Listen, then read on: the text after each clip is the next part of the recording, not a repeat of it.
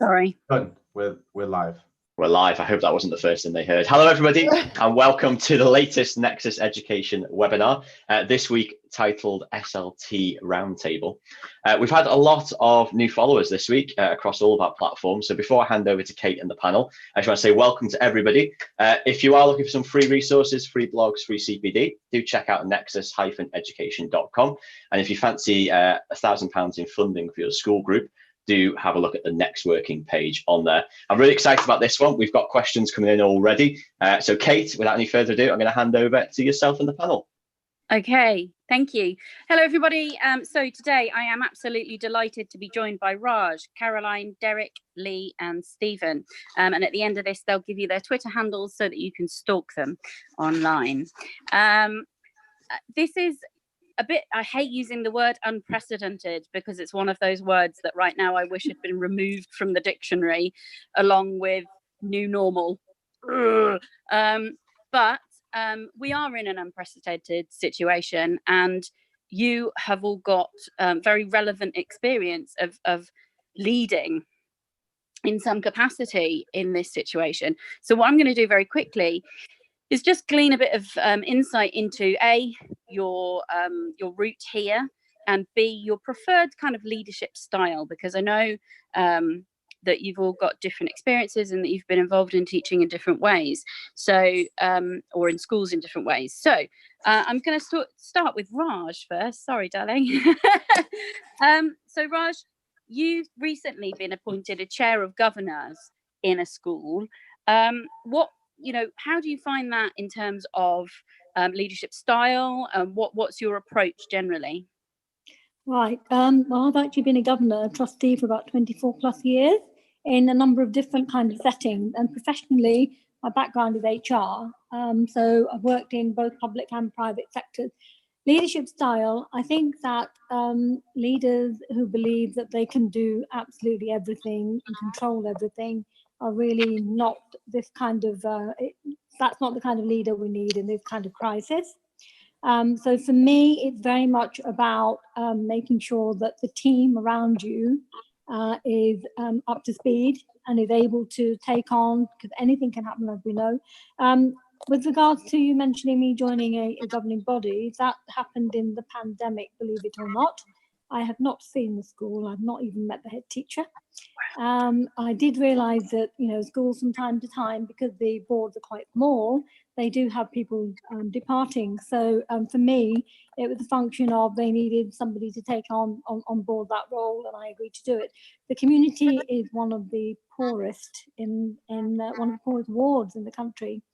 And it's predominantly BAME, so I imagine that my experience will be very different to yours in terms of how we've arrived at decision making in there. So decision making in terms of leadership for me is not about me doing it all, it's about me facilitating for others to take on responsibility, delegation, facilitation. Schools are about relationships, everything, all this is about relationships. So for me, it's not me doing it, it's other people doing it. Brilliant, thank you. I'm going to ask Stephen the same thing. So Stephen, you're head at Tottington Primary, and you've got a big sway on positivity. I know that I've met you in person, and you are quite possibly the most positive man in the world. I didn't think there were many people more positive than me, but I think you are. Yeah. So, what would you say as a head has been your chosen style during this pandemic? Good evening, everyone, and evening panel. I apologise firstly for my ridiculously northern accent. So if you need subtitles underneath, just let me know. Yeah, thank you for saying that I'm positive. I think you could argue that these are the times where anybody's positive stance is tried the most, and I think these times are no different. Thank you. Yeah, I'm head at Tottington Primary School, but recently, just like you, Raj, I've started a new role during lockdown of being executive head across schools in Bury and Bolton. So a really challenging time to take another level of responsibility and accountability, really, because you feel that when you become executive head, it's because you have a level of experience and you can help younger head teachers to make their own path through headship.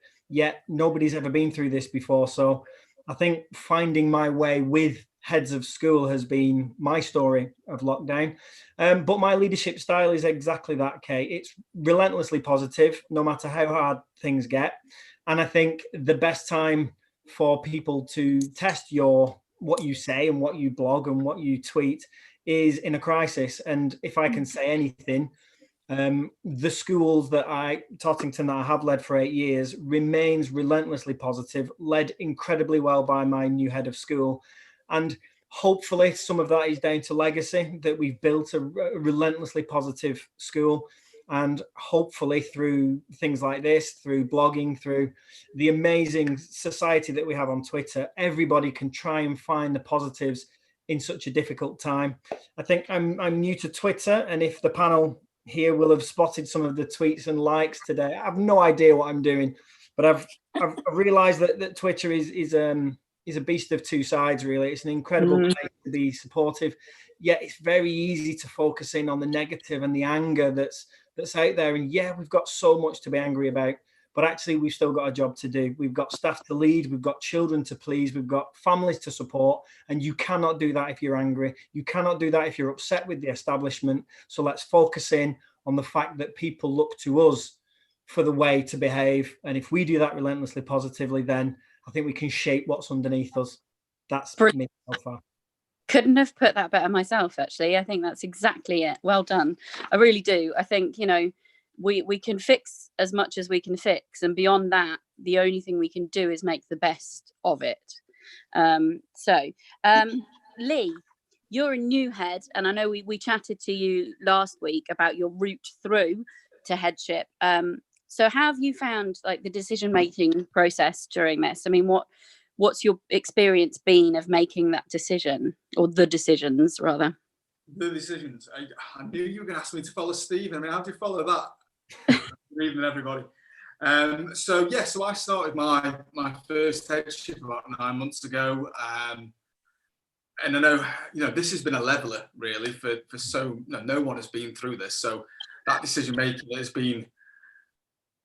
it's been through collaboration. It's as Stephen said, I've been very much relying on the experience of others whilst drawing on my own experiences in other settings. But it's been through collaboration with other head teachers on roundtables, but also then being talking to my community. And I think that has been key to any decision that sort of I have made. As that figurehead of that school, it has been a community decision.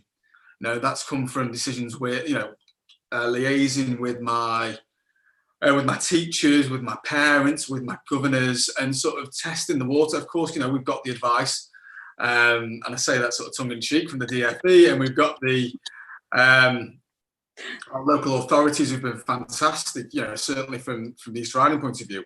But it's been about listening and being honest. And I, going to that question you asked Raj and Stephen about leadership styles, I would say, my leadership style, as it sounds everyone's is so far, is about honesty. It's about relationships, and it's about trust. And my team need to trust that I have got their backs, and they need to trust that what I say is followed through with what I do.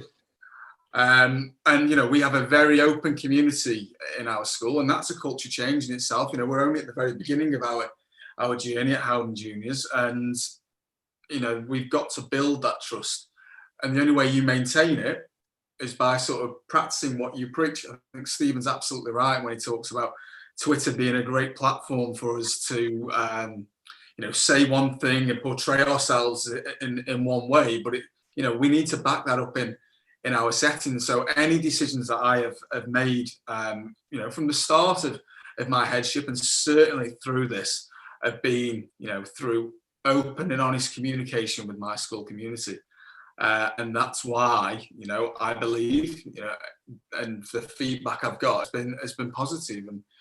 And I think one of the things that came out during the decisions and decisions to whether to open or close schools was people being scared, not necessarily scared of the virus at certain points, but scared of the uncertainty of waiting for advice or waiting for what it would be.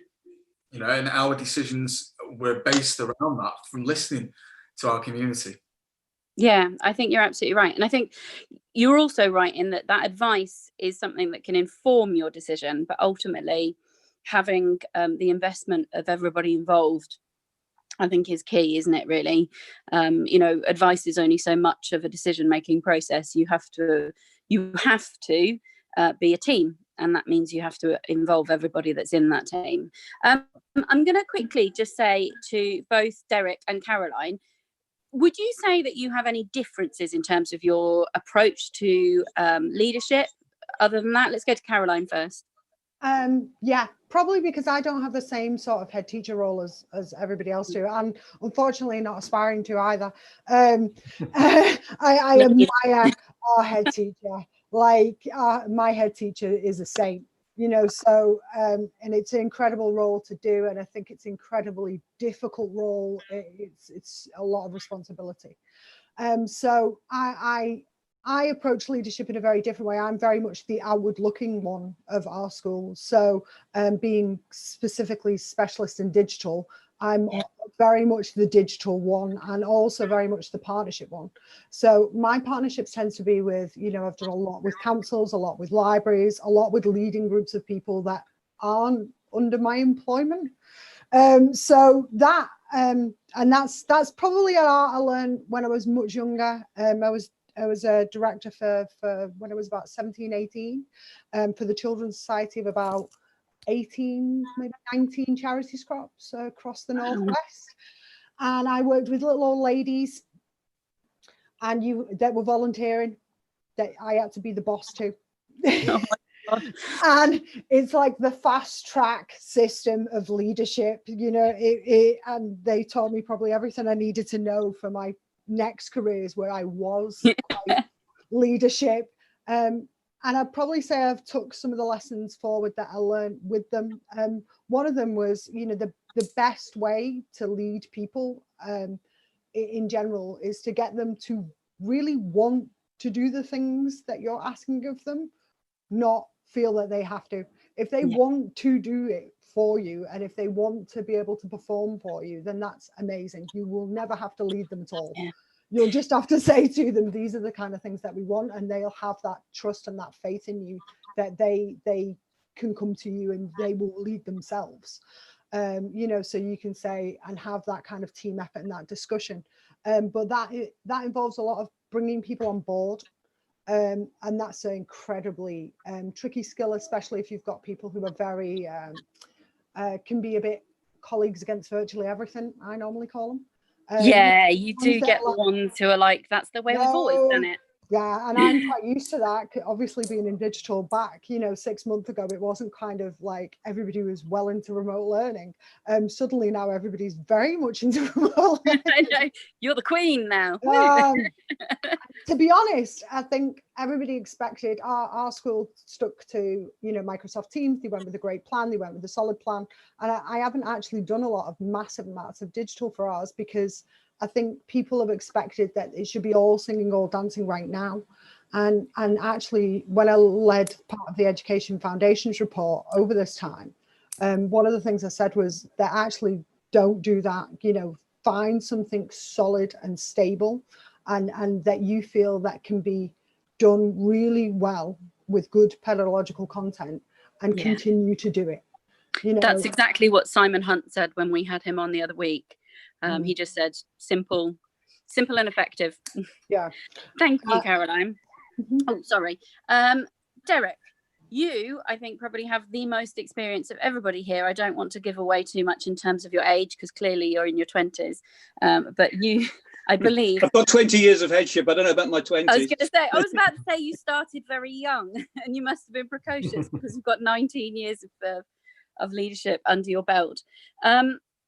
So for you, do you think that this must have been one of the biggest challenges that you faced in your leadership in schools? I mean, has your style changed because of the way you had to deal with this?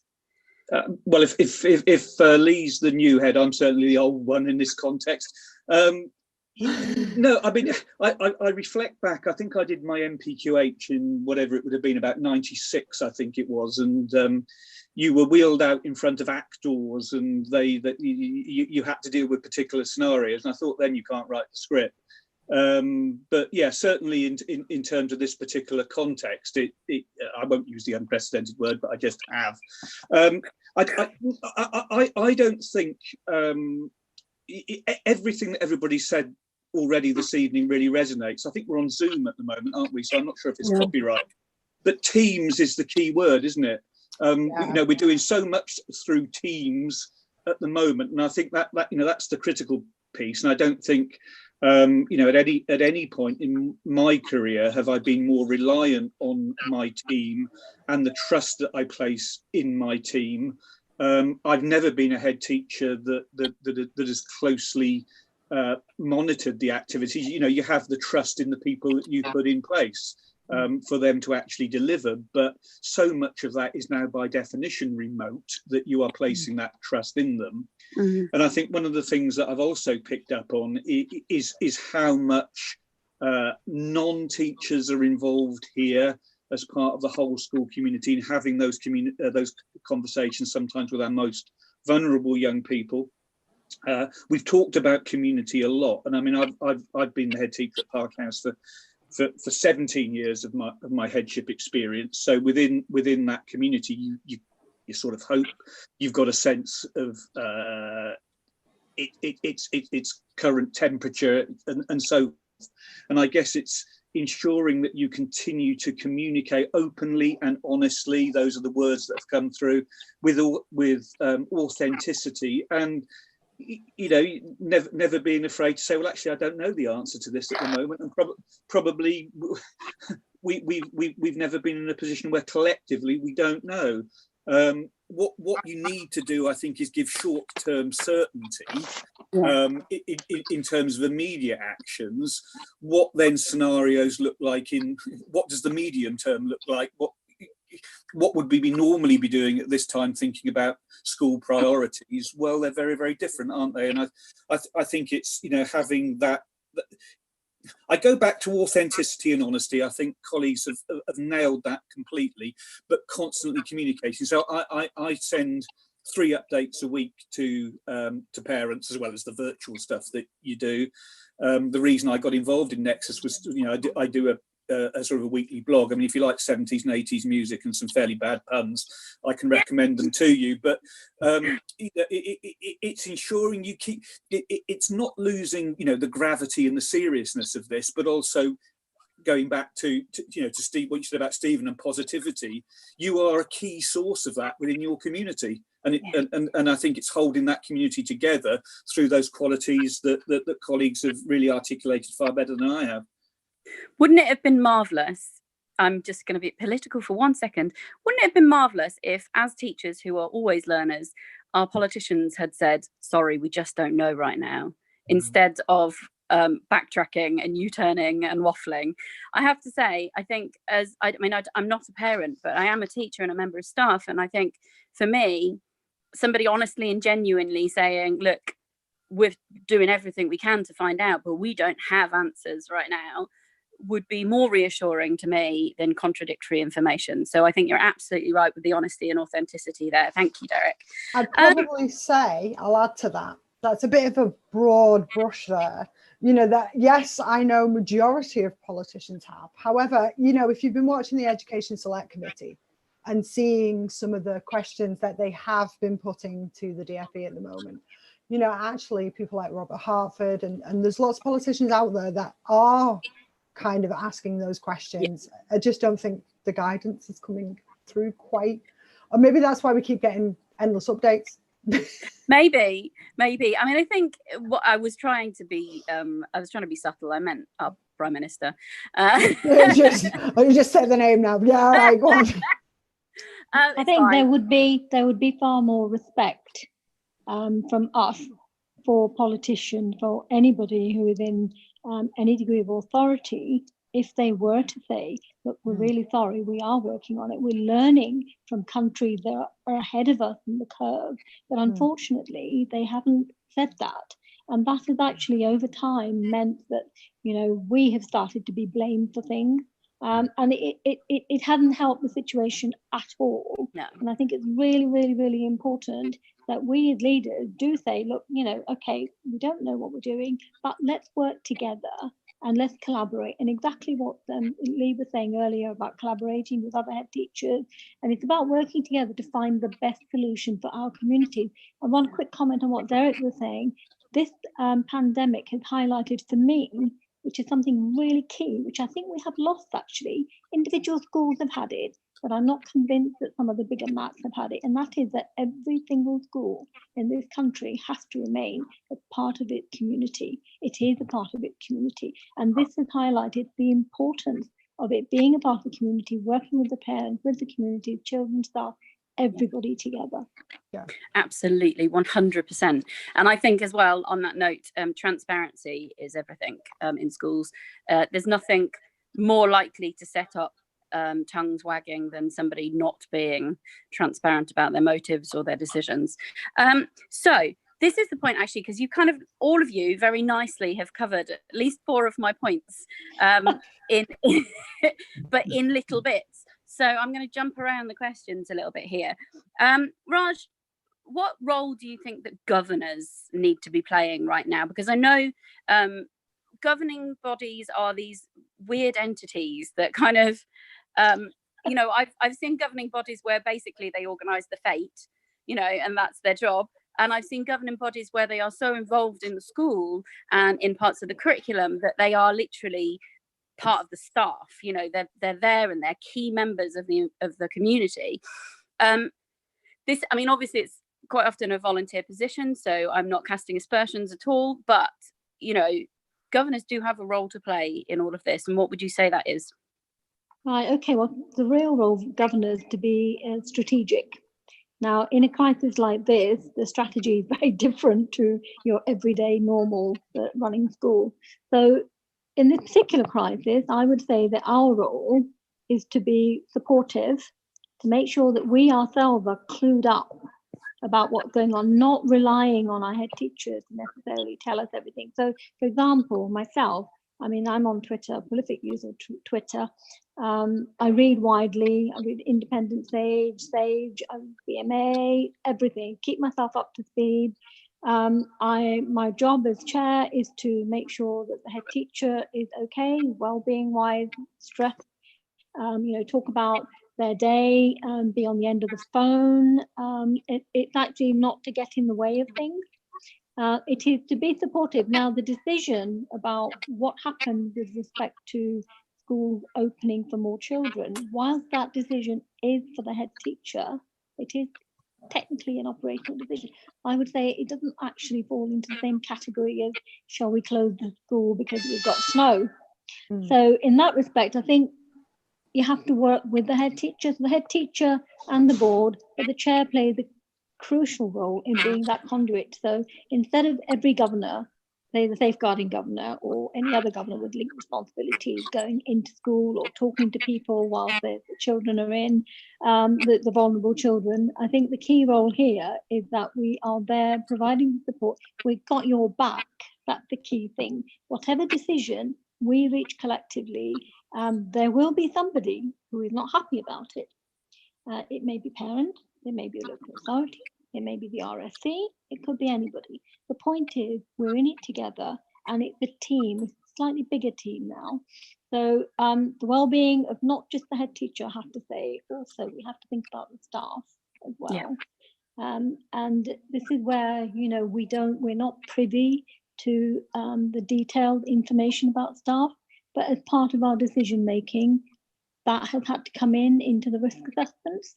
So our role is to make sure that whatever decision is reached, and we all agree on it, that we have followed due process, that we have actually looked at all of the information available out there, that we have considered our communities, and that we are making the best decision possible in the circumstances. And I, for one, would always stand by whatever decision we make. I think it's absolutely brilliant. And I think that's one of the key things, isn't it? That don't wait to be informed by the school, inform yourself. It's something that actually I think everyone should be doing. at any level right now. There is no excuse in the day and age that we live in. You should be informed. Although I have to say, like, wait until a rainy day until you read the SAGE reports. Because it's not worth ruining sunshine for. Okay, so talking about the role of others, Caroline, yes, you have quite a specific role in your school. I have to say, I absolutely adore your job. I love it. Thank you. Yeah, I have a very specific role in my school. And at the moment, Makerspace. Yeah, I love it. Yeah, and obviously my makerspace is very hands-on, physical, digital. So at the moment, it's all shut up. So right now, we've been kind of doing our standard lessons, supporting our students, and really going all out for how our provision looks for our transition. Some of our teachers have been working on digital transitions and virtual days and tours and things that we can do. So I'm looking quite hard at how we're going to incorporate a kind of a digital pathway in a new format. And also on top of that, obviously that's not the only role I do other roles outside of my school job. So a lot of work with, the Education Foundation. You'll see some new stuff coming up with that soon. And also things like libraries and museums and local councils that I work with on how they're offering digital provision. So at the moment, it's kind of, I think everybody expects, and I've seen an article just recently like, all the digital, all the EdTech innovators out there right now. I think at first, the shock to everybody was just so great that everybody just sort of adopted the main platform, which was good, and just kind of went with that. And I've kept it quite straightforward, and that's good. Now it's just about, seeing if that is replicatable in every school, because there are many schools right now that don't have that digital offer. I've put out several reports now on the digital divide, that is really, really a problem right now, because I think even though we're all talking about how we're preparing right now for schools to come back, and I'm very fortunate our school's very well prepared, I'm acutely aware that's not going to be the end of it. So in terms of schools going back, this is an interesting question for somebody who works from the digital perspective. Yeah. Are you maintaining that digital content? You are. Absolutely. So you're gonna carry on with digital in school. Yeah, we're going to carry on with digital across, because if anybody has the idea, especially anybody who teaches in secondary, that we're all going to go back, or 25% of us are going to go back, and that's going to be the end of it. It's not going to happen. We are in digital for the long haul. So, you need to start making provision for the long haul. So being able, some schools just sent out just a pack and just posted it out, and that will not cover it. So, really making sure that people have access. There's some great programs like the EdTech demonstrator schools now are coming up, that are doing workshops to get people more online. And we have got offers like, it doesn't go as far as I called for in my last report, which was devices for every child who was disadvantaged. In fact, it's fell far short of that. It's ended up with devices for just a small proportion of year 10 that's just been assigned to people. We need them for all children who are disadvantaged right now, because even if we do get them in, until there's a vaccine, we're not going to be able to get them in a massive amount. So the digital provision has got to be whole school digital provision. Yeah. I also think it's kind of, in a way, it's brought about something that should have come about 10 years ago anyway, really. Yeah. I mean, we're teaching kids on computers that were in existence when I was a child. And, at that point, you've got to say, well, what are we teaching them? There's a big difference, I think. I think people say kind of remote learning, or you can say, distance learning, however you want to put it. But there's a very big difference between using a platform as a repository of information and actual learning that's of remote nature. So there's a massive difference between, I put the slides on, we're good. And, I actually started engaging with the young people in conversation on there. So I think there's quite a fair distance to go yet. the Sutton Trust and the Education Endowment Foundation put out 2 reports recently that are really good for specifying down what's really good on digital and how to do it well, in one of the rapid reviews. But yeah, I've been banging on about digital for a while, you know, forever and a day. And to be honest, in some respects, I was really glad because our school has a digital pathway, you know, and has had a digital pathway for some time. So digital skills has been part of ours for about 3 years. So, you know, our schools currently running at 91% are in attendance online. Wow, that's brilliant. That's really brilliant. So I'm pretty pleased with that. But that's a huge, massive team effort, you know, from everybody to suddenly get up to speed. Because whilst all our kids were getting digital and I was teaching digital, not all of our staff were suddenly digitally savvy. They've had to do that overnight. So yeah, necessity. Yeah, isn't it wonderful what necessity does? You've brought me quite neatly into my next question, really, which was, Derek, how do you feel that our curriculum is going to change moving forward? Because obviously we can't simply go back to and we left the Second World War and now we're going to move on to, you know, reparations. We cannot pick up where we left off in terms of what we teach. So what do you foresee as being the curriculum moving forward? I think an initial observation following on from Caroline's, I think if you think about the stages that we appear to be going through, which was initially a very reactive phase by definition, we just looked to get some stuff out there. The opportunity then to reflect, and I think this has sort of been talked about as an adjustment phase where we're looking at greater variety, and I think you put that very, very well, Caroline, in terms of now teachers reflecting on actually what is effective blended learning starting to look like.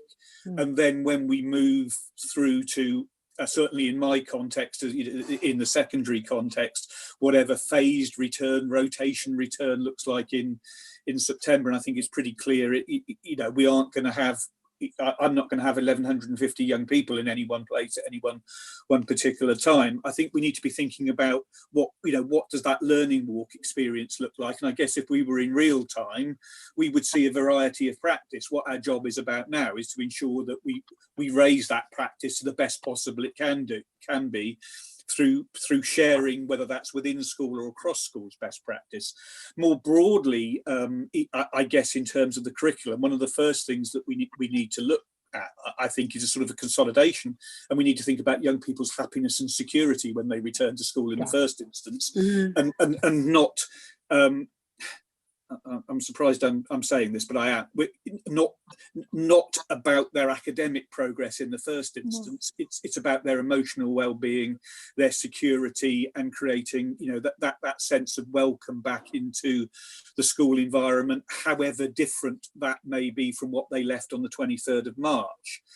And I think there will be a moment, and we've been doing this actually in real time at the moment with our virtual delivery, about, you know, pausing that and giving young people some time for reflection and talking to them and their parents about that. So I think there will need to be an element of consolidation in that sort of position.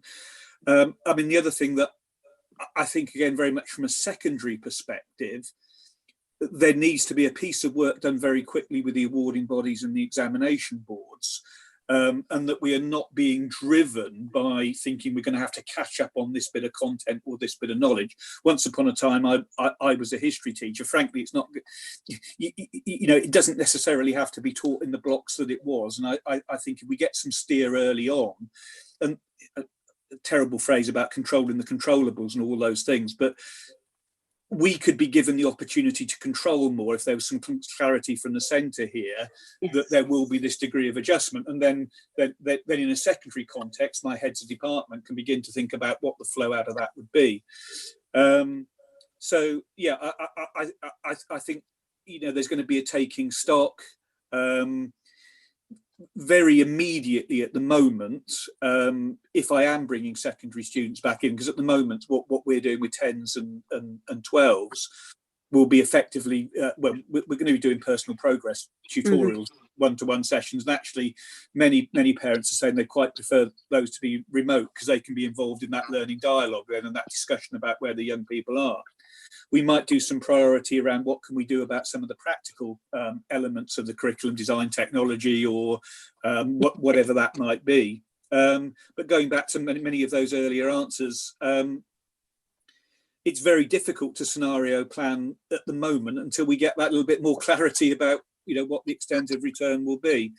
My parting shot on this is I would much rather focus on the highest possible quality of virtual learning than spread my limited staff, because, you know, 40% of them might not be able to come into school anyway at the moment, and diluting the quality of the virtual learning that they are developing, rather than putting them in front of a random group of 15 children to provide non-differentiated learning to them in real time. Yeah, I think you're right. You've hit the quick sorry, point comment. Firstly, we talk about children, their well-being and mental health. I do think that before we do any of that, we need to consider staff. Are they actually fit and ready to be able to take on whatever the next stage is when the kids come back? And the other second point is really around what Derek was saying about the exam boards. Now that's all well and good, but we've got accountability still sitting on our backs. And for me, that means Ofsted. We don't need them for another year or so, please. Yeah. You know, they just go away and leave us alone. Give us time to get back to where we need to be. And I know in Scotland, they've already deferred for a year. I think that should be a major consideration, and the union, we should all be pushing for that. Yeah, I agree. I have to say, talking about the exam boards and things like that made me realise that, you know, they say, don't they, out of every terrible situation are the foundations of growth. And I do think there is some amazing potential here. And I'm unpopular on this, and I know I am, but I think there's some amazing potential to break the caste that we've sat in the UK education system for such a long time. We can now actually say top-down pressure isn't working. We don't want to teach purely to exam specs. We want to be able to teach in a more holistic way that allows kids to progress in their own way, at their own rate, in a personalized learning style, because effectively that's what virtual learning is providing. It's allowing pupils or learners to personalize, to progress at their own rate, to access the information they need, to be able to do things that they're good at in the way that they want to do it when they need to do it.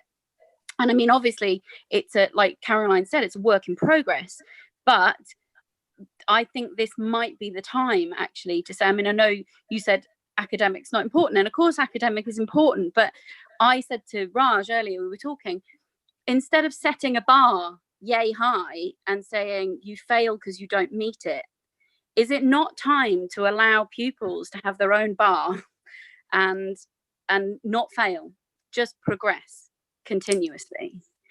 That's sorry, my 10 pennies worth. Just very, very briefly on that.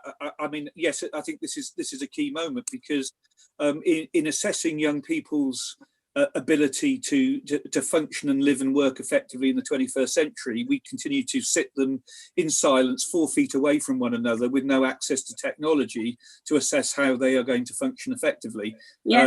You know, it's time to change that, isn't it? Absolutely. And I mean, actually, it's interesting and somewhat ironic that the reopening of schools is going to be exactly that. That we are going to sit them at desks. That's a slight paradox in that examination system. It's traditional examination system. It's a nonsense, isn't it? It is very much so. And I have to say, one of the things that I have, and I mean, please bear in mind, I'm aware that vulnerable groups and that some people just haven't had this experience in lockdown. I've been immensely lucky in my community, but I have watched young people learning in an entirely different way. And for me, it has been really refreshing, actually, because I've for many years watched, particularly in secondary, young people disenfranchised and disengaged in schools, not because of the schools, but because of the increasing pressure that it has piled down upon them. And so I think in some ways, you know, you're right in that when they come back, one of the things that we need to, if they come back, one of the things that we need to consider readily is, you know, how they're going to make that change again, having already adapted to one change, they're now having to adapt to another. You touched on so much there, Derek, and you've jumped into all the different things that I wanted to talk about. We can go home now then. Oh, we are at home, I forgot, sorry. You talked... Can I just make a point? Sorry. Yeah, of course. Sort of 2 points really, just building on what Derek said. First of all, I completely agree that, you know, the priority when the children should come back should be about that social and emotional. But, you know, let's be honest, that's what the focus should be at the very beginning of any child's education, regardless.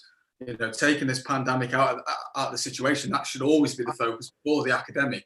I think, yes, we'll need to be more explicit with that, you know, and certainly alongside a trauma-based curriculum for some children as well, and focusing on some of the, you know, that for staff at the same time. But I think, you know, we hear a lot out there at the moment about closing the gap, and that gap is about then getting the children up to speed with the accountability system in primary schools, which is, you know, our SATs, which, you know, Nick Gibb only said recently are about holding a school to account. So actually trying to push children towards the same finishing points isn't right, you know, and it's never been right. And certainly at the moment, definitely not. And so it's about an overhaul of the whole gap, as opposed to trying to close the gap for children to get to the same ending point. Absolutely. Absolutely. Stephen, I'm going to direct this one to you because you're Mr. Positivity. One of my big concerns is that going back in the manner, I mean, I had a conversation with a little boy who lives over the road from me, who's year 1, who went back to school on Monday. He went in for the afternoon, and I had a long conversation with him because his mum wanted me to talk to him about how school would be different. And so I've been and looked around school, and I'm involved with the school. I help them quite a lot, and I crouched down next to him and I said, okay, so what do you remember what do you remember about school? Because for kids that age, this has been a lifetime. And he was like, oh, seeing my friends and running around and playing tag and climbing trees and, you know, and making things and painting things and seeing and hugging my teacher. And I had to explain to him that he was going to have his own desk, and they had marked out where he was going to sit, and that he wasn't going to be able to jump all over his friends, and that his teacher couldn't hug him. And for him, it's the first time that he's had to sit at a desk in year 1, really, for any length of time, because he's not used to being taught that way. It's a little village school. They don't do that. How do you think we can retain the engagement and enjoyment for kids? Because obviously that's paramount when they're young, but all the way through. But I mean, especially when they're young, that's when they really grow to love learning. And my fear is that this experience of going back as the 25% in phase 2 will have a negative impact on that. So what do you think we can do? Oh, thanks for the easy question, Kate. I think what we found out here is that the school that we all know, that we lead or that we are part of, is only a school when it is full of the 1,000 pupils that Derek talks about, the 330 in mine. So that's the only time that it's a school. So the children coming back and being sat at their own desks 2 meters apart is just as alien as them trying to do their learning from home. So let's just assume now that for now, until we are back to normal, no matter where that child sits, it's going to be alien and it's not normal. So I guess the answer then to your question, how do we maintain that engagement and positivity, is not about where they are, but about how we do things. And Caroline talked incredibly well about how we should be using technology. I think what we missed in that debate was the social element of what a school actually is. And I know you can't physically be together, but we are all together now. And I already feel like I'm sat on Lee's armchair, and I want to know what the rest of the room is like. I think I'd just add to that. Go on, Caroline. I'd just add to that. That's a crucial part of engagement for young people. And I think it's one of those bits that we seem to be missing, you know, they're actually engaging with each other to online learning is a massive part for their engagement overall. Yeah. You know, you're not going to be able to replicate a school, but you know, a lot of them will go on there to talk to each other, so you can replicate that bit of social engagement there. And that therein lies my answer, really, Kay, is that the answer lies in doing what teachers do. Teachers have always been the orchestrator of these social environments. And I think as we move forward, we use what we've now learned about Zoom and Teams. We use what we've learned about recording ourselves and being comfortable with being on camera. And we hold digital lessons, knowing that some children will be right in front of us in the room. Some children may be watching at home or at their granddad's, but we're going to work in these next couple of weeks of doing lessons where the teacher can introduce a topic or an idea or a theme together. It can be live, it can be recorded, you can be in the room. If you decided to come in school, you can stay at home if that's what your parents have decided. But we all start a theme together.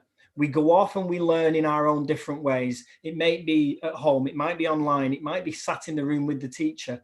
But periodically through a week, we can come back together and we can share what we're doing, and we can laugh again. Because if you ask any child, any adult, what they remember from school, it will not be the lessons that they did. It will be the time when something funny happened, when Jimmy moved his chair back and it sounded like a fart. It will be the social elements that they remember. And if we can replicate those whilst doing lessons that hold us together, so we're all doing the same thing but in different places, we can bring ourselves together at the end of the week and share what we've learned and the different ways that we've come to answer the teacher's problem on Monday morning. But we're all doing the same thing, but just in different places. And we have to do that until we can all be back in the same room. I think you're absolutely right. And actually, I think that it's something that should continue beyond that, because I'm going to be completely honest, one of the lessons that I think young people need to learn right now is the positivity of the digital world. It's used for so many negative things by younger generations, and it would be wonderful to watch them use it in a positive way and have actually experience of using it in a positive way. Can I just butt in, please? Because I have a massive concern about the inequity and inequality. We're all sitting here gaily talking about digital, this, that, and the other. There are a significant number of families in schools where they simply do not have access. And the government's, let's just, the less said about that, the better, really. What are we going to do, or what can we do in terms of accepting, that actually school isn't going to be perhaps the way it always has been, and therefore it's absolutely right that we use all the different avenues, all the different routes. Digital is amazing, it's fantastic, but how are we going to help those schools which are left behind? You know, Chris Dyson in Leeds, I mention him particularly because his community is like my school community. They don't have devices at home. They may have one phone in the whole family. So how on earth will these children who are already from very deprived backgrounds and disadvantaged backgrounds, how do we help them? What are we going to do about that? I kind of covered this in the Education Foundation report. We grouped schools into 3 groups, one of which was, you know, those who are more hesitant adopters, or those who a paper-based method is best. You know, let's not make, you know, 2 mistakes about it. You know, as much as digital, great, yeah, digital is not a silver bullet that solves all problems. And also it is often not a best method for certain areas, and actually that's fine.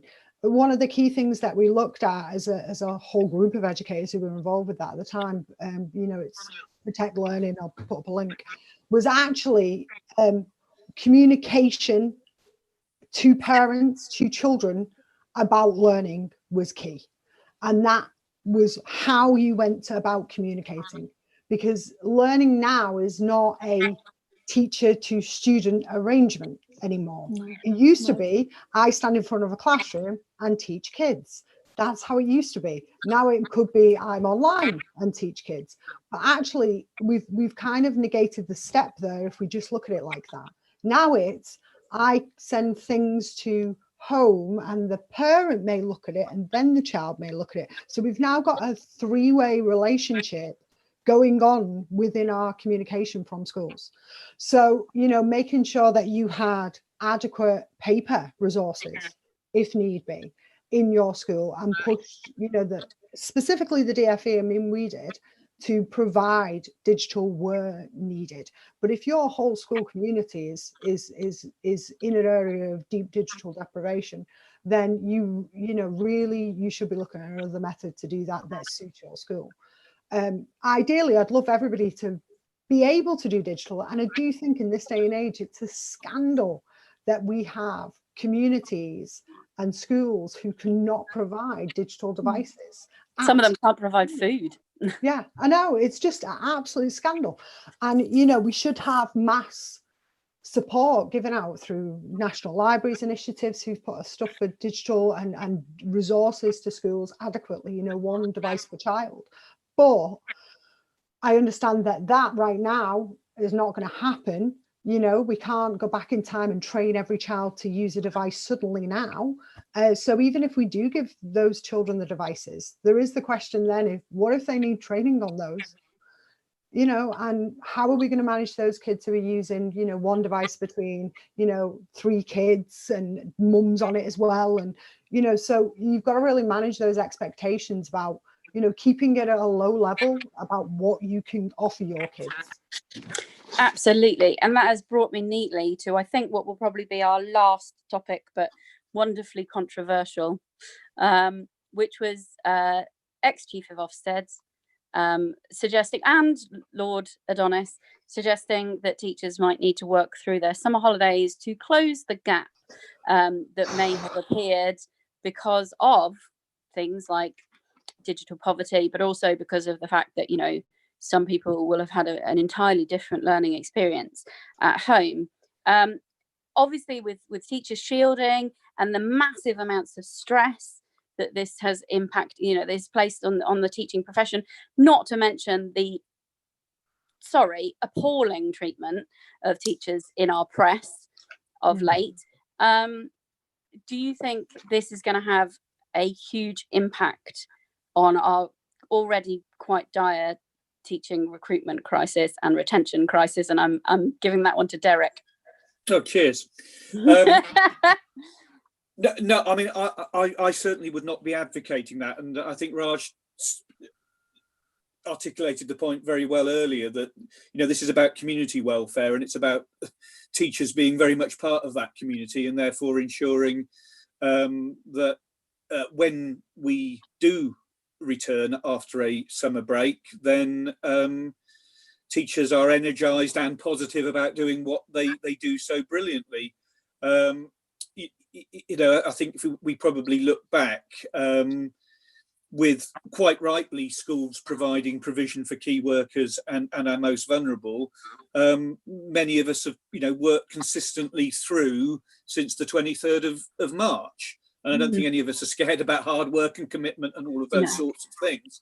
But equally, you know, there is a reason why that won't be chunked. And you know, teachers have always, in my experience, chosen when they work in their holidays to do preparation because they're passionate about what they do, but not within that school context. So I don't think that's helpful at all.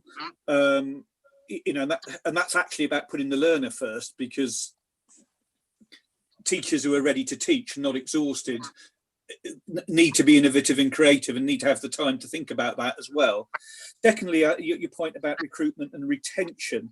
I mean, I think it's been quite, it's an interesting situation at the moment, because certainly this has actually been the least active silly season that I've been involved in because I think, you know, many teachers that might have been looking to move in this period have been less likely to do so. And I'm sure, you know, most of us would want to visit a new school to experience the atmosphere if we were going to be taught in there. We've done a small amount of online recruitment, but I think there are higher levels of retention because of the circumstance. But I think piling on, you know, unnecessary and unhelpful pressure, you know, is not going to help that situation as the education landscape alongside others normalizes at some point. So do you think we will? Do you think that we'll see a lag in that? Do you think that come sort of, I don't know, January next year, we'll see those people who would have left in the summer perhaps finally shake loose and move? Or do you think that people are, you know, counting their chickens right now and just staying with the better the devil you know? I think looking at that positively, there's also a massive commitment to their communities and the continuity of learning that's going on. I think that is possible, and I think what we're seeing as well at the moment, you know, is sort of a recalibration of the skill set, and in terms of what we would be looking for, is going to be different in many respects. So. I have to say, I'm signed up to a I've been furloughed, but I've been signed up to a teaching agency because I've not been going full time because I've been trying to start my my business. And one of the emails that I got from them was, please can you update your digital CV? And when they said digital CV, they didn't mean my online CV. They meant my experience of working digitally. Yeah. And you know, as it happens, I'm quite lucky. I've worked in the international sector and everything is digital there generally. I mean, depending on which school, but for the most part, if you're in a top tier school, you've got IT at your disposal. But I think that's going to be one of the things that people look at on CVs from now on, isn't it? They're going to look at, you know, we talk about ICT in the classroom, and once upon a time that meant, you know, turning the tape deck on. But times have changed. We've got to be a little bit more tech whizzy, haven't we, Caroline?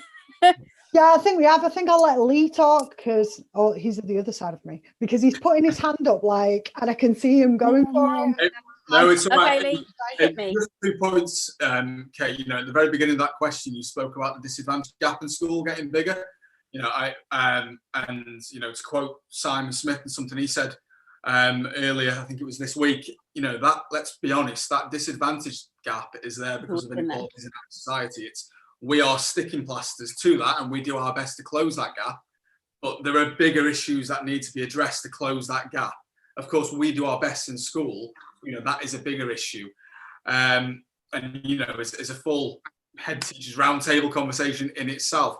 And I think as well, there was something that came out today from Teacher Tap that I think it's 23% of the teachers who responded, head teachers who responded, said they are considering their career choice, leaving the profession. I think it's 10% of teachers at the same time. So, you know, that is a massive number of staff now. So that is going to be something that will need to be addressed, and there will need to be a focus on, as Raj said at the very beginning, staff well-being when we come back fully, or, you know, as this evolves.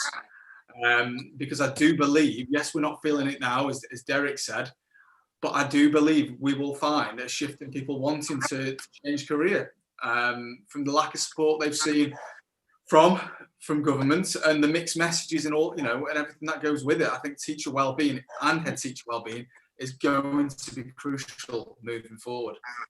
I also think that for some teachers, this has literally just been a step too far outside their comfort zone. I know for instance, I have a wonderful neighbour, and she's wonderful, but she's in her 60s and she's been teaching for 40 years. And, you know, for her, having to learn an entirely new digital platform and teach from home via the internet, I mean, she's a good learner and she always has been, but she said to me she's exhausted, you know, she's very, very tired.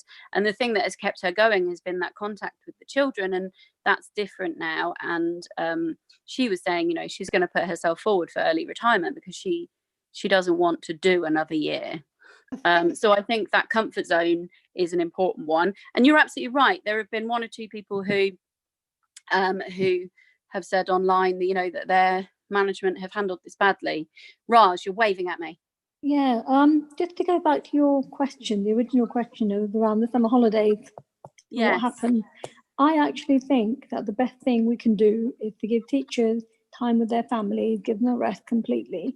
And to the extent that children need childcare or whatever, that local authorities work with local providers and to, you know, set up outdoor learning, outdoor playing, whatever, but let teachers be. With respect to the recruitment, one of my concerns for some time has been that the government has missed its own recruitment target for God knows how many years now. At least it must be at least 8-9 years now, and there is no way they're going to be recruiting enough. I'm not going to comment. I'm not going to say anything this year. Yeah.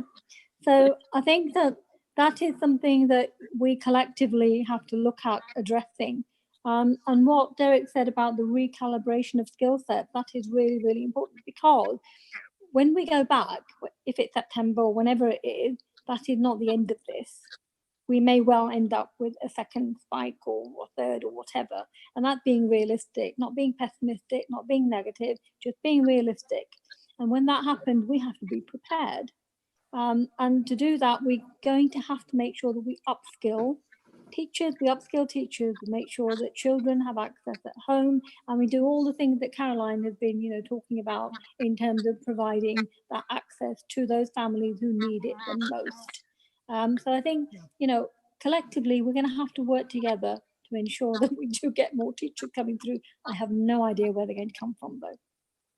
Well, we could always get Dominic Cummings to do some eugenics, couldn't we? I just want to finish off, Kate. We don't know who's watching tonight, and it could be an NQT who's starting their career. It could be somebody thinking of coming into education, somebody thinking of becoming a head teacher. I'm going to use the U word, even though it's banned. Just please remember, if you are thinking of taking the next step into leadership or into this profession, these are unprecedented times. Maybe we are being treated badly by the press. Maybe we're not getting the right support from the government right now, but it doesn't matter. You will end up in a school and you will be in charge of amazing staff looking after wonderful children. Yeah. And if you lose sight of the fact that schools need strong, positive, emotionally literate leaders, then we won't go anywhere, no matter how much digital literacy we've got, no matter how much funding we have.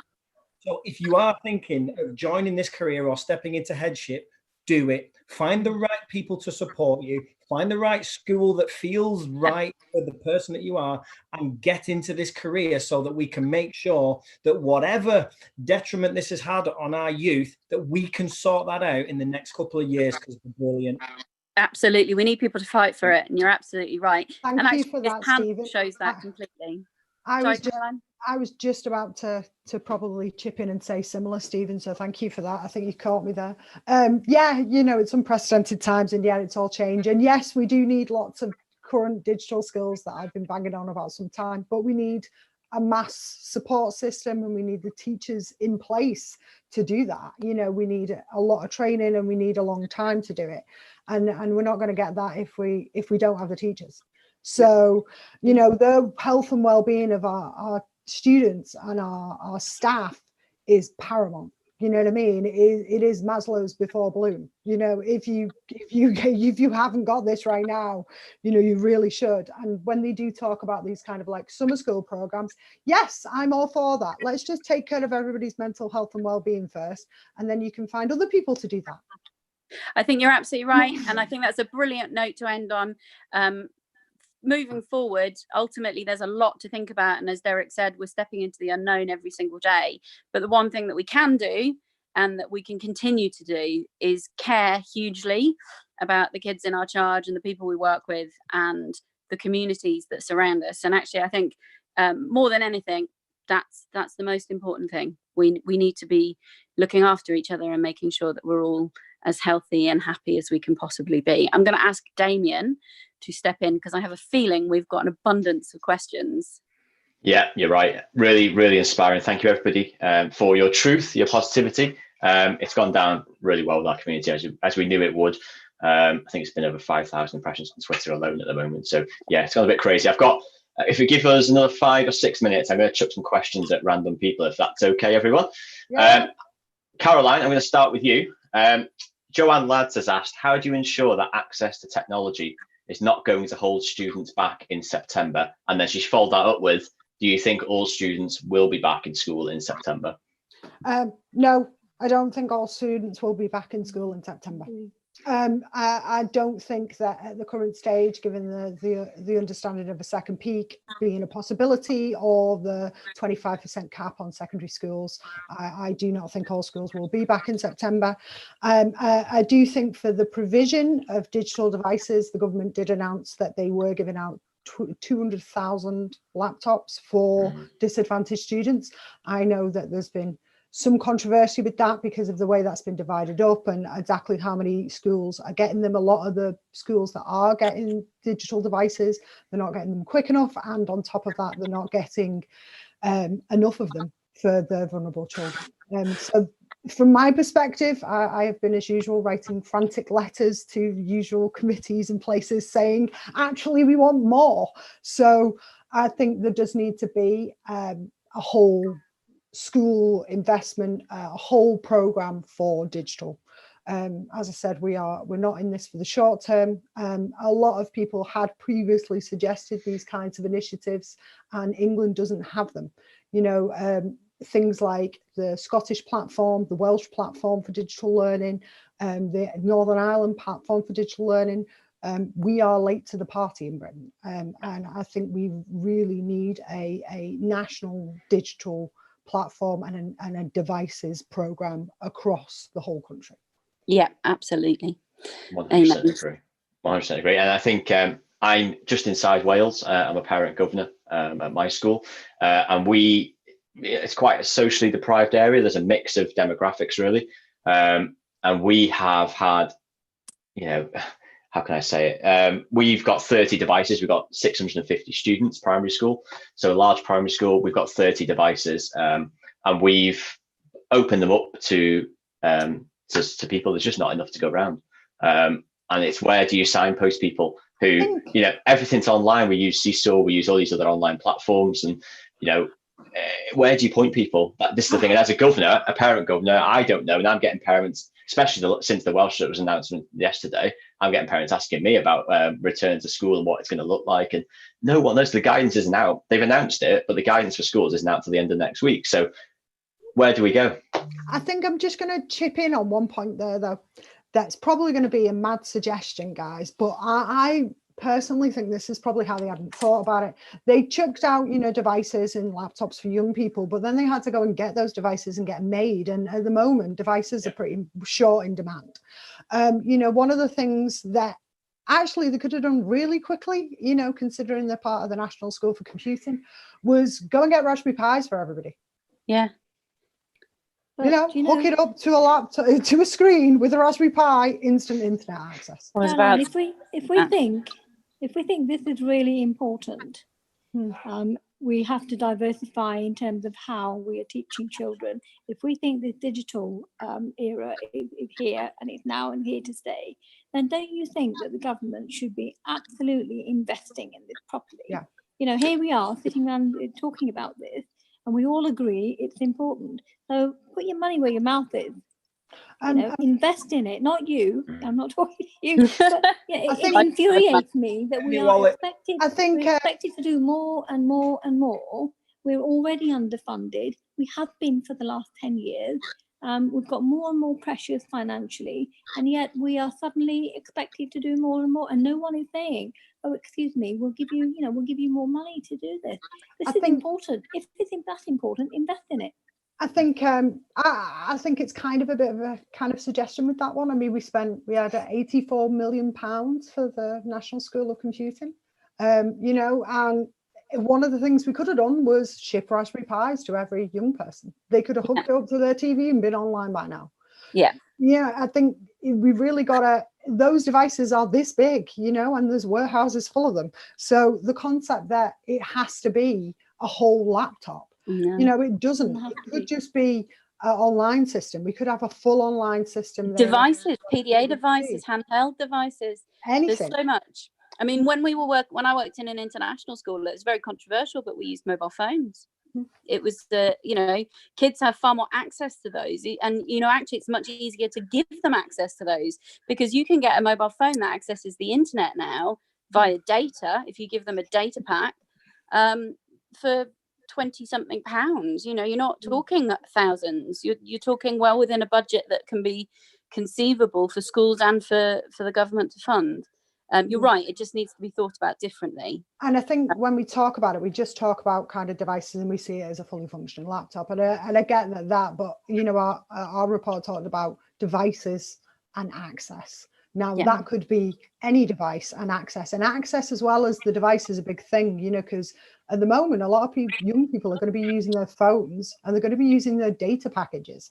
The least they could do would make data free for students. Yeah, give them 4G. Yes, absolutely. Yeah, completely agree. Just a quick show of hands from the panel. Who thinks students will be back in September fully? No one. Interesting. Okay, so we've got an anonymous question that's come in, and I'm going to put this to Stephen, Lee, and Derek. What are your thoughts on the general lack of communication from the government and local authorities prior to any announcements being made? Do you have any experience you'd like to share on this? Completely understand if you want to back out of this one, by the way. I just say our local, I know local authorities were mentioned there. My local authority have been fantastic.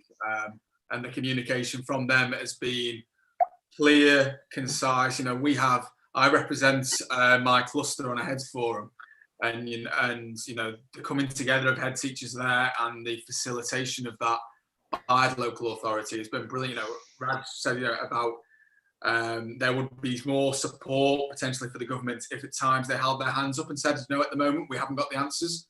My local authority have done that consistently throughout this. They've gone away, they've spoken to people, and they've come back. So whether that's, you know, I think I'll pass over to Stephen about the government, but yeah, from a local authority point of view, they've been my personal experience is that they've been, you know, they've been very supportive. Sorry, Stephen, I thought I'd... Fire away, Stephen. No pressure. Right under the bus. I'm ready to answer it. I'm ready to answer it because it actually doesn't really matter.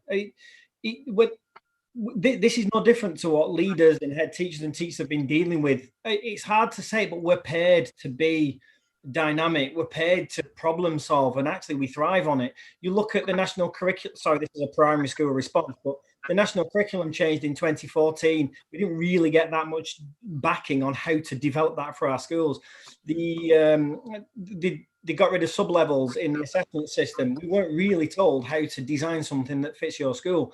Just recently, the Ofsted framework has changed for the better, I think, but we weren't told how to get that instantly into our schools so that we could be the new outstanding. So it doesn't matter that we don't have the support or the guidance. What matters is that you take the bits that you've got and you work with those teams that you were talking about before, Lee, about, you know, asking people, being honest that you don't know all the answers. We said that earlier. But you bring together the right people, you work with the basics that you've got, and you can design something that's right for your children and your community. So I know I'm not going to say anything political other than this is nothing new. We don't need rafts and rafts of things, because then we would complain that it was a straitjacket. So let's take the basics that we've got and design something brilliant. That's what I say. Love it. Derek, anything to add? Raj, I'll come to you in a second. Yeah, sorry. On the local authority, ours have been equally fantastic. We've had daily emails with updates, basically sort of explaining what the government guidance has been.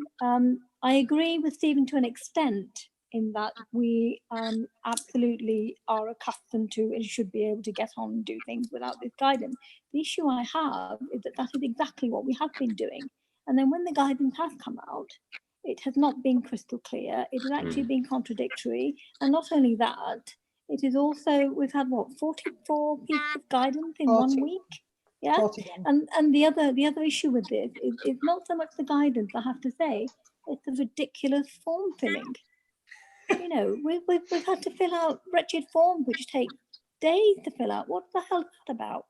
It just doesn't, it doesn't work. And I think that is a real concern. Their head teachers are working 17 hours a day, we're hearing, okay? So in all of this, they and their staff are also filling out red tape. Red tape is being chucked at them left, right, and centre, but no one explains what it's for. Why are we filling all these forms up? What are we going to do with it? What is the data going to be used for? And I've had, you know, head teachers on Twitter say, "Oh, I'm not doing this anymore. I've spent 3 hours and the system crashed down on me. I'm not doing it anymore." So yes, okay, guidance is fine. I have to say though, there are some head teachers who absolutely prefer having guidance. Maybe that is the new brand of head teachers coming through, because they're not all head teachers, if you see what I mean. Some of them are heads of school, so they've not really had the same level of, shall we say, expertise or the same level of experience as people who've been around for a while. Maybe they're used to being a little bit more spoon-fed. I don't know, that's just an observation. But yes, the guidance hasn't been timely, and we could have done with that being more timely and more clarity. That I think is the more important point. Can I just pitch in there? Just that. Yeah, of course. One of the things that, you know, frantically writing through to people, one of the things I'd say is, one, Stephen, I really want to come to your school. You're just inspirational, right? And two, it's fairly local to you. Yeah, definitely. I'll come over and visit. But also, I think one of the things that you said there about the guidance of us having guidance, and how much guidance we've got, it's about 41 updates it was, and it was mentioned in the select committee.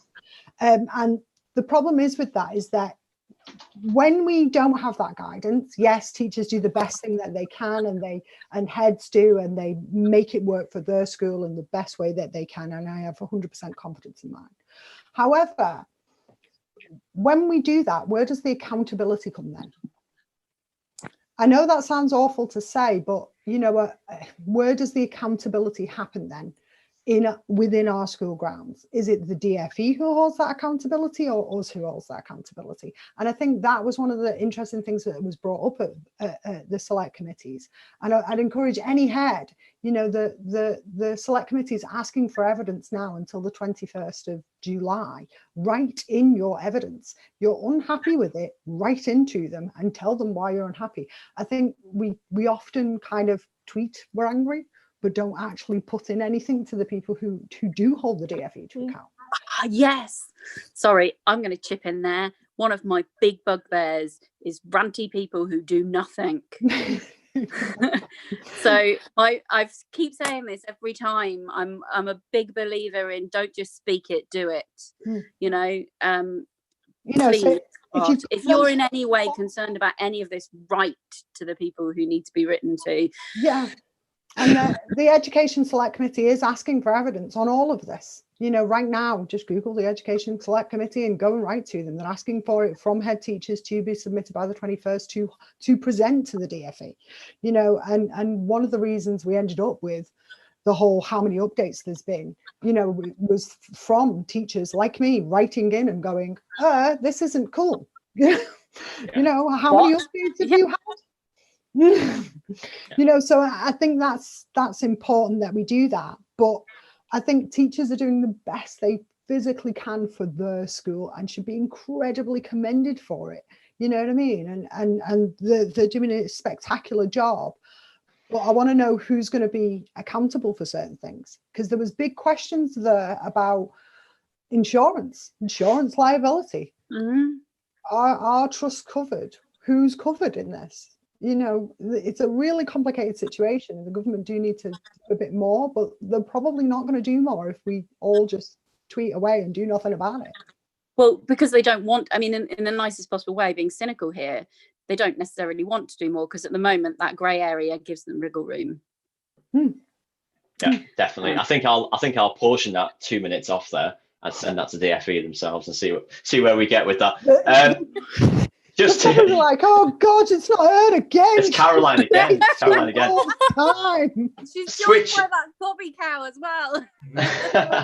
Switching the topic completely, Derek, I'll come to you for this one. So Liz and Gemma from Grow Your Mindset, what are the panel's opinions on head teachers who've been quite outspoken or angry about government guidelines? Should SLT do this, or should there be a level of discretion? Nice one for you there, Derek. Well, I mean, I think partly that was picked up in the previous answer.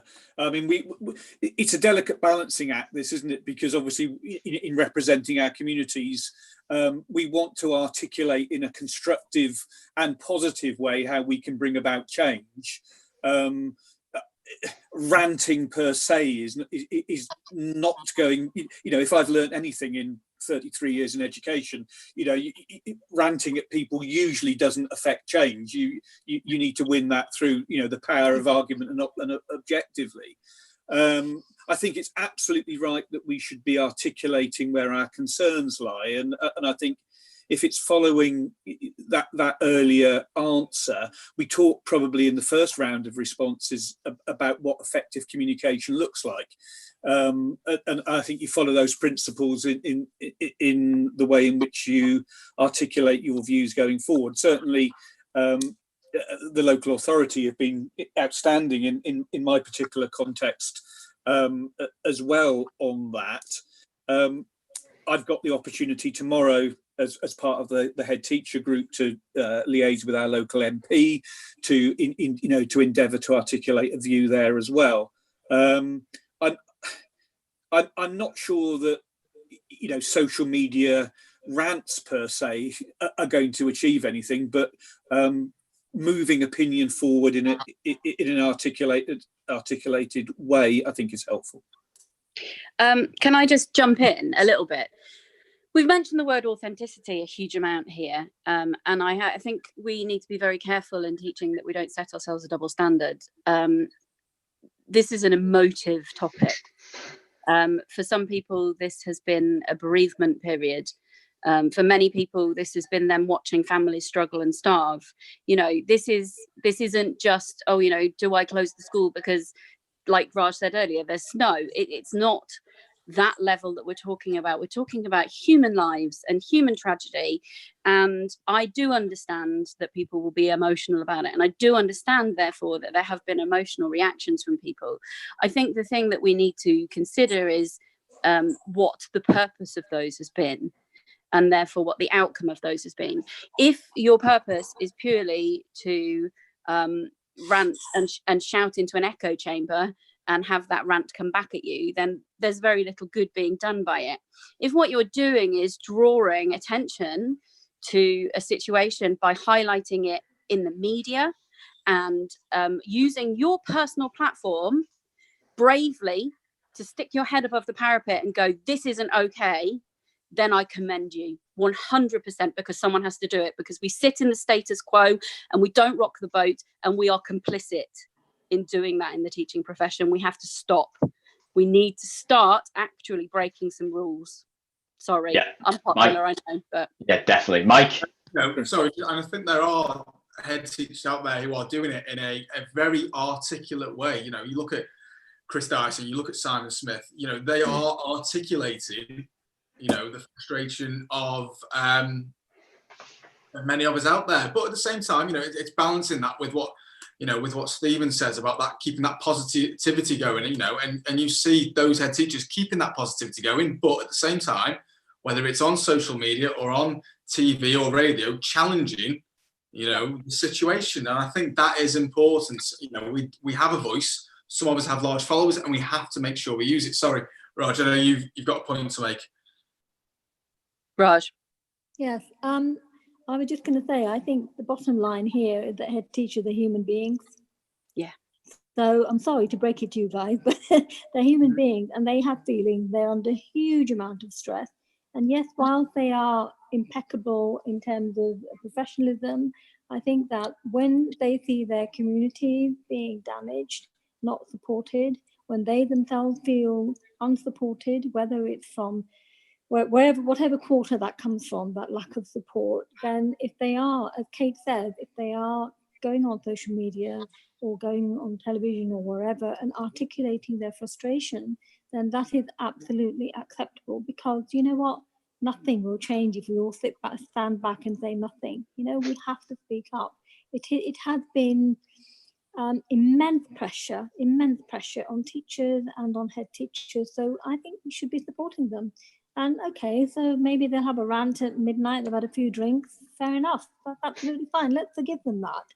I am not taxed by that at all. And believe me, if my head teacher did that, I'd be totally behind him.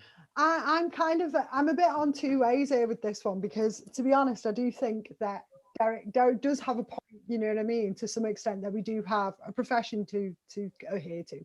But I'm also all for, if you're calling it out, it's really a question of integrity, this.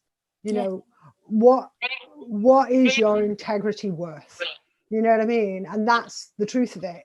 So really, when you are calling out somebody, it's got to be constructive. You know, we've had more than a few examples on Twitter of people being called out completely unfairly.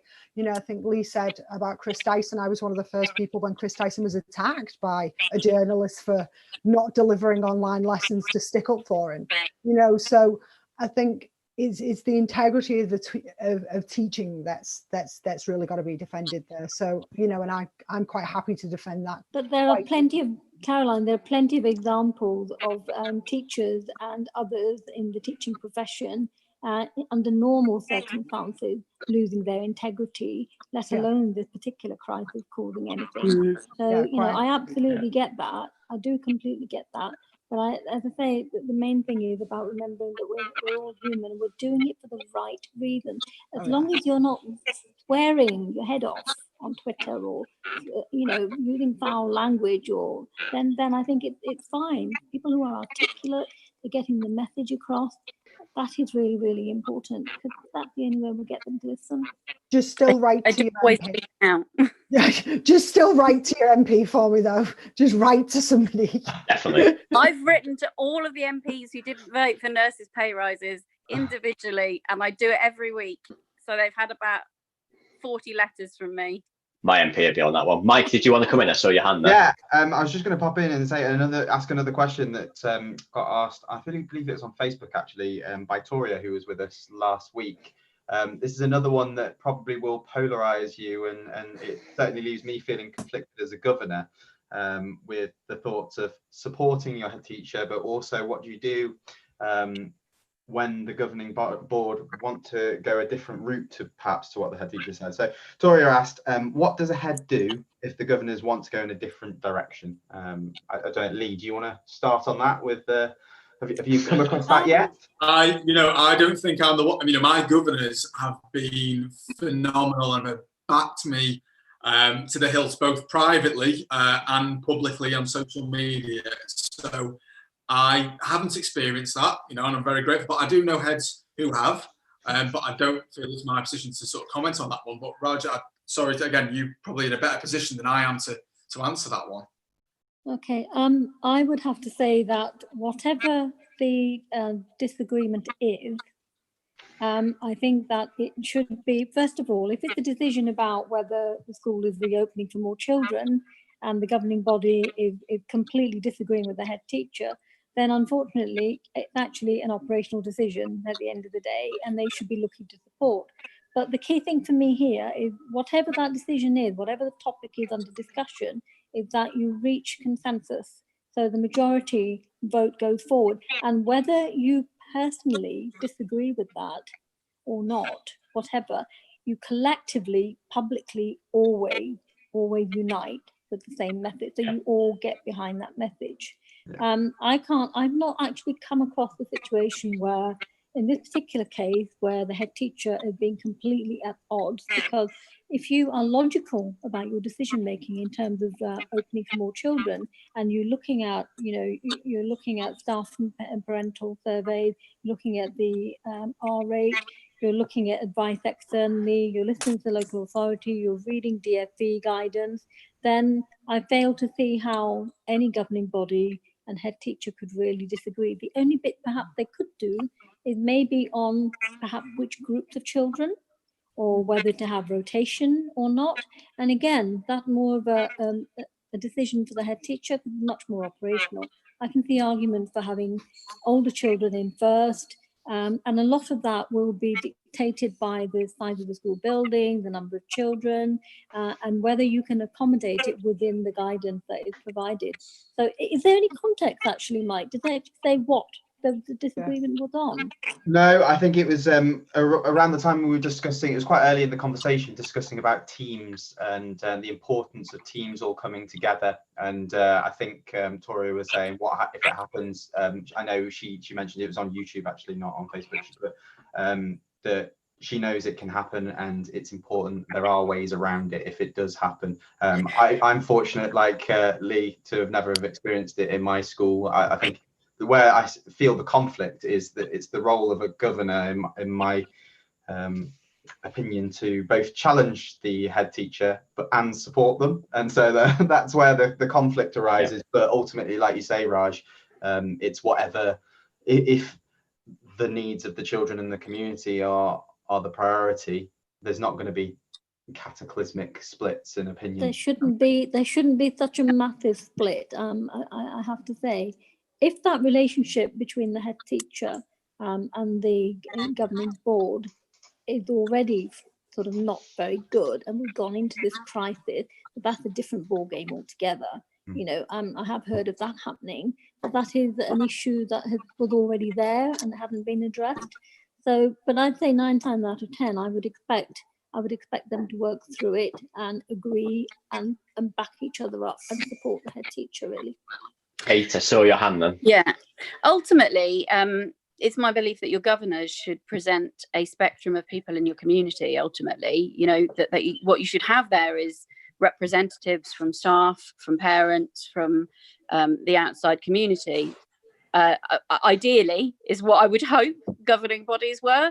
And Raj is shaking her head at me, but I mean, from my point of view, that would be the makeup of a good governing body, so that you have the opinions of an entire community. If that isn't the case, then ultimately I think the way that Lee went about his process is probably the best way, which is you ask every stakeholder. And you make your decision based on that and the facts at your disposal, and ultimately that's, like Raj says, if it's an operational decision, it's an operational decision, and it's got to be made logically. It is, but a good head teacher will make sure that they take everybody with them. You know, they will listen to staff, they will listen to parents, they will listen to children if that decision is appropriate, and they will absolutely listen to community. The reason why I was shaking my head was not because I was disagreeing with you, but just merely to point out that we have governing bodies, governing boards. It depends on the structure of the school. If you're in a multi-academy trust and you've got 60 schools, you may operate very, very, very differently. And the decision-making lies at the MAT level, in a MAT. So we have some MATs which have pretty much dictated what's going to happen in their schools, sort of top down. Others have allowed each of their schools they've provided them with risk assessments and guidance, and the schools have made their own decisions, and the MAT boards have ratified. So it's worked that way. I think what we have to recognise is that we're not in the same situation we were 15 years ago, where you had one governing body in one school. So that level of representation you're talking about may not necessarily exist. We've got far more autonomy in terms of how we operate and how we set ourselves up. So from that perspective, it's very, very difficult to say, look, this is how it should be. I think representation comes from willingness of people to engage and be a governor as well. I know in our school, it's sometimes a bit of a struggle to get governors on board. I'm a parent governor and I'm fairly new to the role. I've been in it just over 12 months now. And I'm getting messages from parents asking me questions about things I don't know the answer to at the moment. And it's not the school's fault and it's not the governing body's fault. It's because of the situation we're in. And I'm keen to engage, but we need more people to get that diversity and that scope of opinion. We need more people who are watching this, who maybe aren't the governor at the moment, to go to their local school and speak to the head teacher or speak to the chair of the governors and get involved. Because if you've got an opinion on education, it's like Kate came to before, it's great putting out on social media, but if you're not doing something to actually change and have a voice, what is the point? So I would encourage everybody to get involved. I'm going to finish up last couple of minutes. I'm going to put this to Lee, Stephen and Derek in whichever order you like. So from Joe Fitzgerald, most normal arrangements to prepare children for the transition from primary to secondary school have been cancelled. How will schools, both primary and secondary, help Year 6 children prepare for and cope with the transition? Again, that's a question I've had from quite a few parents as a governor as well. Maybe come to Derek first. Okay. Well, we are continuing with the liaison process through phone calls, discussions, forums. We actually set up on our site a virtual induction platform, so videos to school. We've got key colleagues, the new head of year 7. We've got the PTA involved, talking about what the experience is. There's a virtual tour. There's the opportunity to pose direct questions through this particular portal. I think it's unlikely that we will obviously have any year 6 in. What we are planning for at the moment is what does that induction period that we would have, we would have a series of days in July, but what would we have in September, with a degree of certainty. If we have phased return, clearly there's going to be a priority on those new students coming into the school, but we're endeavouring to create that experience in a blended way, which involves a specialist section on the website and ongoing communication. We know who the parents are, obviously, and a number are obviously existing parents as well. So we keep that communication. We're pushing out all the comms that we push out to our current parents, to the new parents in a slightly modified form. It's creating that sense of community, really in an extended way, I guess. Stephen? I agree with you completely, Derek, and we've seen the high schools surrounding the primary schools that I work with doing exactly that. Very forward thinking, very active in making sure that the children feel part of a community that they may not have the chance to see. I guess there's 2 points to make, and maybe Lee will take over one. One is, how do you prepare the children for that move? And it comes back to something I said before. I don't think you can prepare them now, because the only way we know how to prepare them has been taken away from us. So all we can do is emotionally support them as they navigate through the digital way that Derek's talked about there. And I think the 2 points I want to make, and I might pass one over to Lee, is how do we celebrate what these children have been through in the primary school, because a massive part of that transition is saying goodbye, and I think we have to get that right somehow. And the second way is, how do we increase the dialogue between primary school and secondary school, because now more needed than ever that we actually pass very clear understanding of our children. So I'll take on that one, and I'll pass over the how do we celebrate to Lee. I think we have to increase the way that we talk to our high schools by making sure that the structures that we have to pass over information is not just about passing over a file or having a conversation. We have to start with our SEMH children. We have to start with our vulnerable children. But actually right now, the high schools need to understand what these children are like and what they've been like in our settings, because they won't be able to come into the primary school and see them. So we now know that we can all use Zoom. We know that we can have joint meetings, and we have to endeavour between now and July, because we will be having the break over the summer holidays, to connect with the year 7 leads, with heads of certain faculties in high school, to make sure they fully understand our cohorts before they arrive. So Derek, you've done a wonderful job of explaining what parents and children have access to, and I have no doubt that you'll be doing the same thing to make sure your teachers are communicating with your feeder primaries. So thank you for any leaders out there that are trying to make sure that the bridge of communication between experts is there and clear, because we need it. Lee, what do you think about making sure that we really give these year 6s a proper send-off? I think it's a really important issue, isn't it? Because we talk about transition, and if you transition from any one point to the next, the first part of that transition is closure. And that is something that our year 6s are going to miss out in the traditional sense. So there has to be, Derek, it sounds fantastic that what you're talking about, and one of the schools that I feed, or my school feeds into it, are talking about those things. I'm not going to lie, I don't know whether the other schools are doing that. And again, that goes back to communication when we feed into lots of schools.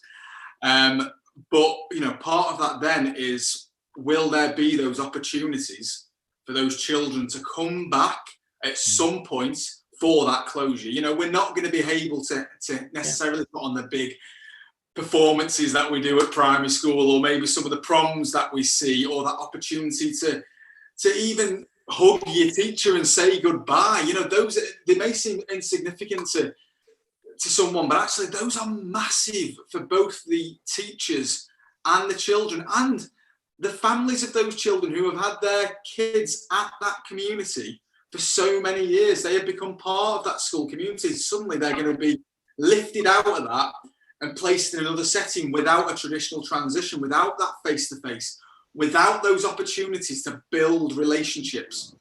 And, you know, those relationships are the foundation of that transition. You know, that's what puts them at ease. That's what my parents are crying out for at the moment. We're a junior school and our year sixes are the only year group coming back. And, you know, they're not worried about the what the curriculum's going to be. They don't care that we're, you know, are we focused on maths or are we focused on reading? They want to know what that transition experience will be for their children.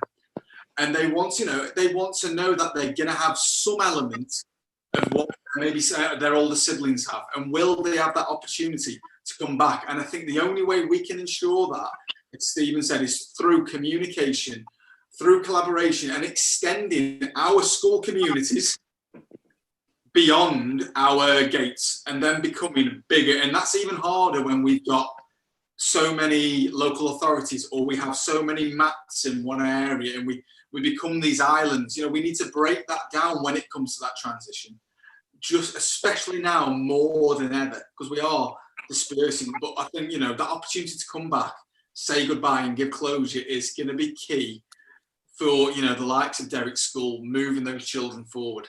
Derrick, I know you wanted to come back on that. No, the only comment I was going to make was that we had a really positive conversation across the local authority with our partner schools to say that absolutely it was about making sure if that opportunity needs to come in September or in October or whatever it's going to be, then clearly there was a consensus around that. And it's really important that our partner primary schools have that opportunity to do that. In the same way, ultimately, I'll be thinking about my year 11s and my year 13s that we didn't celebrate in the same sort of way. So absolutely, you're spot on. And I think we're talking about transition here. You know, naturally, when you talk about transition, you think primary to secondary. But, you know, we have got transition that's going to be taking place from nurseries to primary. We've got transition, in my case, going from an infant school to a junior. So there's a whole consideration there that we need to sort of really make sure we get it right. But again, we can't do that in the traditional way. So it's it's really interesting how schools are doing that. That I'll probably pitch in there. There's a lot of schools. Our school is doing pretty similar to you, Derrick. We're doing, transitions, live, broadcast transitions. There's many schools doing tours, interviews with teachers, getting them used to it. I've seen plenty of transition days going on. Lots of people contact me to do them. But I'd probably say one of the things that is less clear is and I know my school's concerned about it, and I know you just said it then, is these year 11s. The year 11s have, got this moment where they've not only not had, their GCSEs, but they're not having any of the wrap-up transitions that are with them. And, the problem is a lot of schools have just stopped teaching year 11. And I can understand why that is, because the time, their entire grades currently being assessed now on, what would be the mocks or this allocation that they're going to be given. And the problem is with that is that we've got this entire year 11 cohort that are now, for a very long time, not really doing anything. And we're, I know our teachers, our year 11 form tutors are checking in on them, that may have been just left adrift, and they're going to have to go back into colleges as year 12, so there's big questions about how they adjust going forward as well. So, and I think that's really important that, as Lee said, we focus on every stage of transition. I know the government's made a big thing about year 6 going in for transition, but it's every stage of transition of education now we've got to be really careful about, because we won't be able to do it traditionally. So those digital formats are really important now. I think I'm wrapping up because I've got a few comments to make.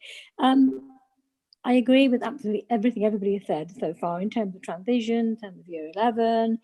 What I think we need to do, we just collectively, locally need to get together with other schools, collaborate and work out and be creative about the opportunities that we can give these children, whether it's transition from primary to secondary, whether it's year 11 and what they've missed, whether it's first-time parents whose kids are going to secondary school, they'll be really, really, really worried.